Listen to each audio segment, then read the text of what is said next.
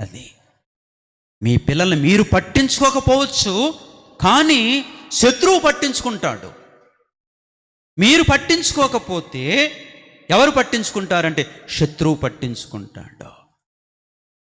శత్రువు పట్టించుకుని ఏం చేస్తాడంటే తప్పుదారిని తీసుకుని వెళతాడు. ఈవేళ పరిశుద్ధుల కుటుంబాల్లో ఎంతమంది దారి తప్పిన పిల్లలు లేరు? ఎంతమంది అన్యాయాలు చేసే పిల్లలు లేరు? త్రాగుబోతులు లేరు? వ్యభిచారులు లేరు? జాగ్రత్త.